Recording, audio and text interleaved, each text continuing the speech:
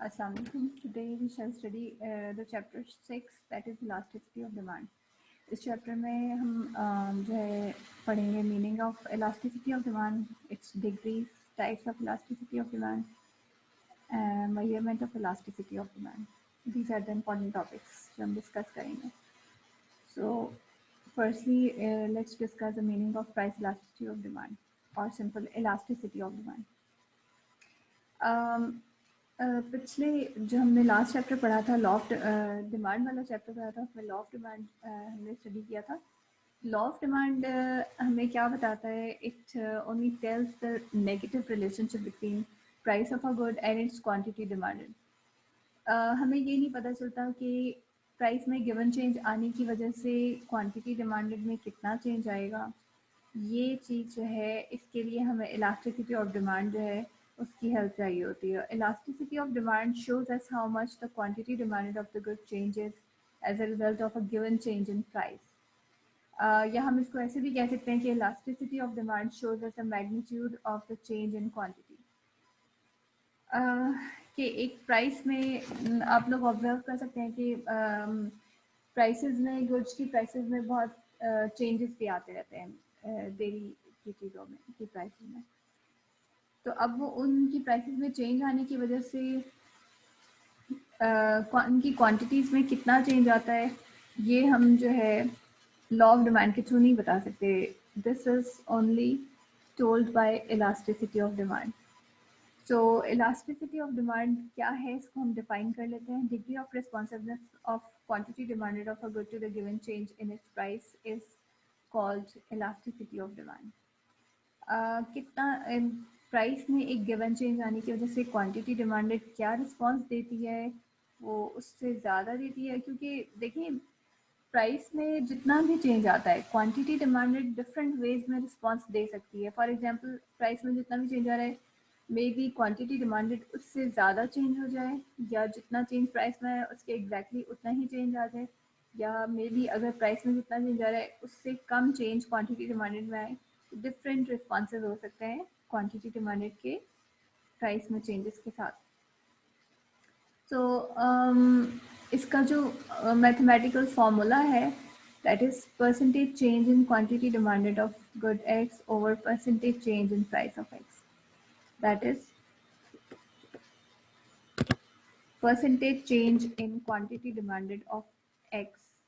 इसको हम सिम्बॉलिकली कैसे प्रेजेंट कर सकते हैं? Percentage change in quantity demanded और परसेंटेज चेंज इन प्राइस.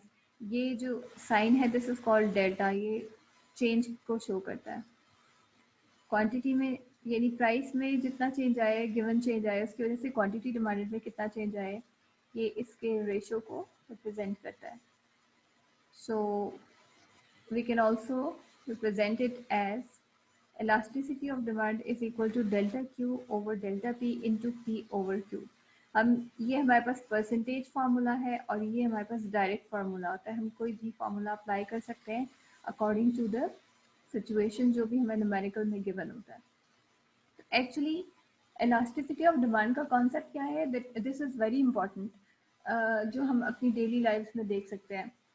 क्योंकि हमारी जो डिमांड्स हैं गुड्स एंड सर्विसेज के लिए वो हर एक के लिए एक जैसी नहीं होती, वो डिफरेंट होती हैं. फॉर एग्ज़ाम्पल अब आप देख सकते हैं कि जो लाइफ सेविंग ड्रग्स होती हैं उनके लिए लोग चाहे उसको अफोर्ड कर सके या ना कर सके लोग फिर भी उन ड्रग्स को परचेज करेंगे. तो उनकी डिमांड जो है वो डिफरेंट होगी. किस चीज़ की डिमांड से? लाइक अगर हम एग्जांपल लें एयर कंडीशनर की डिमांड से. एयर कंडीशनर एक लग्जरी गुड है. लोग इसको इतना ज़्यादा मतलब यूज़ हर कोई नहीं करता. जो इसको अफोर्ड कर सकता है सिर्फ वही कर सकते हैं. तो उनकी डिमांड जो है वो डिफरेंट होगी. इसी तरह से वर्क्स, क्लॉथ्स, शेल्टर और इन सब चीज़ों की जो डिमांड है बहुत सारी चीज़ों की डिमांड एक दूसरे से डिफ़र करती है. किसी चीज़ की डिमांड जो है वो बहुत ज़्यादा चेंज होती है as a result of a given change in price. यानी जितना चेंज प्राइस में आया है उससे ज़्यादा चेंज क्वांटिटी डिमांडेड में आता है. और कुछ चीज़ों की डिमांड ऐसी होती है कि प्राइस में जितना भी चेंज आ जाए उसकी क्वांटिटी डिमांडेड इतनी ज़्यादा इफेक्ट नहीं होती। जैसे मैंने अभी आपको लाइफ सेविंग ड्रग्स का बताया, उनकी डिमांड पे कोई इफेक्ट नहीं होता। इसी तरह से जो हमारे पास नेसेसिटीज़ ऑफ लाइफ होती हैं, फूड, क्लॉथिंग, शेल्टर, जनरली आज यही जो है हमारे जो है वो है इम्पॉर्टेंट, हमारे लिए सर्वाइवल के लिए चीज़ें ज़रूरी हैं, नेसेसिटीज़ हैं। तो इनकी जो डिमांड है वो इतनी ज़्यादा चेंज नहीं होती जितना चेंज प्राइस में आता है। तो ये नेसेसिटीज़ की डिमांड है। इसी तरह से न्यू मॉडल कार्स हैं, एयर कंडीशनर्स हैं, न्यू मॉडल बाइक्स हैं, मोबाइल फ़ोन्स हैं, लैपटॉप एंड सो ऑन। तो ये सब चीज़ें जो है इनकी डिमांड ज़्यादा इफेक्ट होगी as compare to the change in price, क्योंकि ये हमारे लिए सर्वाइवल के लिए इम्पॉर्टेंट चीज़ें नहीं हैं। These are luxury items. तो इनकी डिमांड जो है वो ज़्यादा इफेक्ट होती है जितना चेंज प्राइस में आता है। तो हमारे आसपास बहुत सारी डिफरेंट कमोडिटीज़ होती हैं, डिफरेंट गुड्स एंड सर्विसेज होती हैं, जिनके बारे में हम अपनी डिमांड जो है डिफरेंट वे में उनको जो है शो करते हैं। तो ये सारी इलास्टिसिटी का कॉन्सेप्ट इन सब चीज़ों को स्टडी करता है। Now let's discuss degrees of price elasticity of demand. अब ये डिग्रीज क्या है? How much quantity demanded varies with the change in price is divided into 5 categories. कितना, जैसे मैंने अभी आप लोगों को बताया एग्जांपल्स के थ्रू कि कुछ चीज़ों की डिमांड ऐसी होती है कि प्राइस में जितना भी चेंज आ जाए क्वांटिटी डिमांड इतनी ज़्यादा इफेक्ट नहीं होती, यानी कम रेट के साथ चेंज होती है। तो इसी तरह से कुछ चीज़ों की डिमांड ऐसी होती है, वो हमारे पास नेसेसिटी आइटम्स होते हैं जनरली। कुछ चीज़ों की डिमांड जो है वो ऐसी होती है कि मतलब प्राइस में जितना भी चेंज आ जाए क्वांटिटी डिमांडेड में उससे ज़्यादा चेंज आता है। ये आपके पास लग्जरी गुड्स होते हैं जनरली, ठीक है। तो इसी तरह से कुछ गुड्स ऐसे होते हैं कि जो शो करते हैं कि जितना चेंज प्राइस में आया उतना ही एग्जैक्ट चेंज क्वांटिटी डिमांडेड में आया है, तो वो आपके पास जो है न्यूट्रल गुड्स हो सकते हैं। So let's discuss elastic demand. The first category of degrees of elasticity of demand is elastic demand. When the proportionate change in demand is greater than the proportionate change in price of a product, this is the case of elastic demand. देखिए, मैंने अभी आप लोगों को बताया था कि जब प्राइस में गिवन चेंज आ रहा होता है उसकी वजह से क्वांटिटी डिमांडेड में जब उससे ज़्यादा चेंज आ रहा होता है, ये आपका केस क्या है? इलास्टिक डिमांड का केस है. For example, if the price of a product rises by 10% and the demand for the product decreases by 30%, then demand would be called relatively elastic. The numerical value of elastic demand ranges between 1 to infinity. Relatively elastic demand के case में हम ये example जिस तरह से ले रहे हैं कि हमारे पास, अगर हम इस फॉर्मूले को देखें, इसमें हम इसको पुट करें 30% चेंज, ये आपके पास न्यूमरेटर में आएगा और 10% चेंज प्राइस में आ रहा है, तो obviously it will show a magnitude that is greater than 1, ठीक है। तो ये इलास्टिक डिमांड का केस होगा। इसी तरह से second case in elastic demand, or this is the case when percentage change in demand is less than the percentage change in price of a product. For example, if the price of a product rises by 30% and demand for it decreases only by 10%, then it would be called relatively inelastic demand. And demand, इसका जो magnitude हमारे पास आएगा, that would be less than 1. तो अगर आप इन जो हमारे पास values दी हुई हैं इनका फॉर्मूला में पुट करेंगे तो 30% और 10%, तो आप लोग देख सकते हैं 10% एंड 30%, तो आपके पास जो वैल्यू आएगी उसकी इलास्टिसिटी की, that will be less than 1. The case of unit elastic demand, when the proportionate change in demand brings the same change in the price of the product, this is the case of unitary elastic demand. तो हमारे पास जो magnitude आएगा उसका equal to 1 आएगा. If the price of a product rises by 30% and the demand decreases by 30%, then demand would be called unit elastic. तो अगर आप यहाँ पे फॉर्मूला में इसको अप्लाई सब्स्टिट्यूट करेंगे इन वैल्यूज को, 30 divided by 30 that is equal to 1, तो ये आपका यूनिट इलास्टिक डिमांड का केस होगा.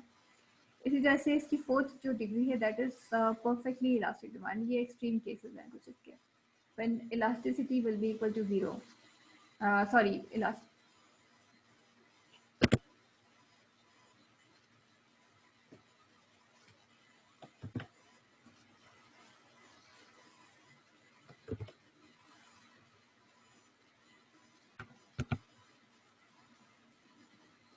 So this is the case of perfectly elastic demand when a small change in price of a product causes a major change in its demand. It is said to be perfectly elastic. Price में जब बहुत कम या minor change आएगा that is negligible change, और इसकी वजह से quantity demanded में जो है बहुत ज़्यादा चेंज आ जाए, ये आपका परफेक्टली इलास्टिक डिमांड का केस होगा। फॉर एग्जांपल एक बहुत ही स्मॉल चेंज प्राइस में आने की वजह से क्वांटिटी डिमांडेड 30% चेंज हो जाती है, तो ये आपका इलास्टिक परफेक्टली इलास्टिक डिमांड का केस होगा। तो अगर आप इसको पुट करेंगे फॉर्मूला में, जो हमारे पास ये फॉर्मूला है, तो ये आपके पास 30 divided by very small change, points में आप चेंज शो कर सकते हैं, तो आप लोग देख सकते हैं कि it will give us the value infinity. Perfectly inelastic demand, ये वो केस होता है जब हमारे पास मैग्नीट्यूड इलास्टिसिटी का जीरो के इक्वल आएगा, when there is no change produce in the demand of a product with the change in its price. जब प्राइस में गिवन चेंज आ रहा होगा उस वजह से क्वांटिटी डिमांडेड में कोई चेंज नहीं आ रहा, क्वांटिटी डिमांडेड में जो चेंज होगा that will be equal to zero, तो ये केस आपका परफेक्टली इनइलास्टिक डिमांड का केस होगा। अगर हम कोई वैल्यू को पुट करें like price of a product increases by 30% and demand for the product decreases by almost 0% or visibly no change, तो ये आपका परफेक्टली इनइलास्टिक डिमांड का केस होगा। हम अगर इन वैल्यूज को इस फॉर्मूले में पुट करें तो आप लोग देख सकते हैं कि हमारे पास 30% यहाँ पे आप लोग शो कर दें, ज़ीरो यहाँ पे शो कर दें, तो ऑब्वियसली न्यूमरेटर में आपका ज़ीरो है, और आपके इवन अगर आप पॉइंट्स में भी शो करेंगे तो वो बहुत ही स्मॉल चेंज जो है वो शो करेगा, विच मीन्स के नो चेंज इन प्राइस, तो वो आपके पास उसकी वैल्यू जो आएगी that will be equal to zero. और ये सारी जो कैटेगरीज हैं या जो डिग्रीज हैं इलास्टिसिटी ऑफ डिमांड की, ये हम ग्राफ्स के थ्रू भी शो कर सकते हैं। As the definition of the case of relatively elastic demand या elastic demand, हम अगर देख सकते हैं कि उसमें उसकी डेफिनेशन आपको यही बताती है कि गिवन चेंज प्राइस में जितना आ रहा होगा उसकी वजह से क्वांटिटी डिमांड में उससे ज़्यादा चेंज आ रहा है, तो ये आपका इलास्टिक डिमांड का केस है। सो इस डायग्राम में आप लोग देख सकते हैं कि when price of a product is initially P1, quantity demanded is Q1, when price rises to P2, quantity demanded decreases to Q2। अब देखिए ये जो चेंज आया है प्राइस में, प्राइस इंक्रीज हुई है, क्वांटिटी डिक्रीज हुई है, और कितनी डिक्रीज हुई है, क्वांटिटी में जो चेंज आया है that is greater than the change in price. और उसके बाद जब हम ये इन पॉइंट्स को ट्रेस आउट करेंगे, ये डिमांड का आपके पास जो आया है दैट इज फ्लैटर, ठीक है। ये फ्लैटर डिमांड कर्व जो है जनरली रिप्रेजेंट करता है इलास्टिक डिमांड को या रिलेटिवली इलास्टिक डिमांड को। Less change in price leads to a large change in quantity demand, so this is the case of elastic demand. Second case आपका unit elastic demand का case है। If initially price is P1 and quantity demanded is Q1, when price decreases to P2, quantity demanded increases to Q2। अब आप लोग यहाँ पे देख सकते हैं कि जितना चेंज प्राइस में आया एग्जैक्टली उतना ही चेंज क्वांटिटी डिमांडेड में भी आया। इसका अगर हम कर्व बनाते हैं डिमांड कर्व, तो ये डिमांड कर्व आपके पास जो है वो मॉडरेटली इलास्टिक होगा। इसी तरह से थर्ड केस हमारे पास इनइलास्टिक डिमांड का, रिलेटिवली इनइलास्टिक डिमांड का केस होगा when price is initially P1, quantity is Q1, when price increases to P2, quantity demanded decreases to Q2। अब यहाँ पे आप लोग देख सकते हैं हमने दो पॉइंट्स जो हैं इन दोनों को ज्वाइन कर दिया है, तो ये आपके पास डिमांड कर्व आ गया। अब यहाँ हम देख सकते हैं कि लार्ज चेंज प्राइस में आ रहे हैं और बहुत माइनर चेंज क्वांटिटी में आ रहे हैं उसकी वजह से। सो this is the case of inelastic demand. ये इनइलास्टिक डिमांड का जो केस है उसके थ्रू हम देख सकते हैं कि जो डिमांड कर्व है ये स्टीपर होगा। ठीक है, इन दोनों की स्लोप्स में आप लोग चेंज देख सकते हैं कि क्या डिफरेंस क्या है, flatter and steeper. And the last two cases, ये आपका सेकंड लास्ट केस है परफेक्टली इलास्टिक डिमांड का केस, जब आप लोग देख सकते हैं कि when price is OP, quantity demanded is just one. ठीक है, ये आपके पास क्वांटिटी डिमांडेड इतनी है, तो प्राइस में बहुत माइनर जो है वो डिक्रीज आएगा। सपोज बहुत माइनर डिक्रीज आ गया है पॉइंट्स, उसकी वजह से क्वांटिटी डिमांडेड ज़्यादा होके इतनी हो गई है, फिर और बहुत माइनर चेंज आएगा तो उस वजह से क्वांटिटी डिमांडेड और इंक्रीज हो जाएगी। So it will lead to the demand curve that is horizontal और which is parallel to the X axis. तो डी डी डिमांड कर्व आपके पास यहाँ पे ये शेप होगी। सो इसका मतलब है प्राइस में बहुत स्मॉल चेंज आने की वजह से क्वांटिटी डिमांडेड जो है वो इन्फिनिटली लार्ज हो जाएगी। प्राइस में बहुत स्मॉल डिक्रीज आने की वजह से या बहुत ज़्यादा बहुत कम जो है वो प्राइस में अगर इंक्रीज आ जाए तो उसकी वजह से क्वांटिटी डिमांडेड श्रिंक होके कम होके एकदम से ज़ीरो हो जाएगी। तो ये केस आपका परफेक्टली इलास्टिक डिमांड देता है। And the last case is perfectly inelastic demand. In this diagram we can see कि जब इनिशियली प्राइस जो है वो OP1 है, क्वांटिटी डिमांडेड OQ है। यहाँ हम देख सकते हैं कि अगर प्राइस डिक्रीज होके OP हो जाए, क्वांटिटी डिमांडेड में कोई चेंज नहीं आ रहा है, change in quantity demanded is equal to 0, quantity demanded same रहती है। जब प्राइस P से फर्दर डिक्रीज होके P2 हो जाती है तब भी क्वांटिटी डिमांडेड में कोई इंक्रीज नहीं आ रहा, it remains the same at OQ quantity. तो ये हमारे पास जो ट्रेस आउट करेगा curve, demand curve that is DD demand curve. और ये आप लोग देख सकते हैं this is vertical, this is opposite to the case that was previously study. तो यहाँ पे आप लोग देख सकते हैं कि ये हमारे पास जो वर्टिकल डिमांड कर्व है ये परफेक्टली इन इलास्टिक डिमांड को शो करता है, जहाँ पे आपके पास इलास्टिसिटी की वैल्यू 0 होगी, यहाँ पे इलास्टिसिटी की वैल्यू इन्फिनिटी होगी। तो आज का लेक्चर जो है यहीं तक हम इसको एंड कर देते हैं।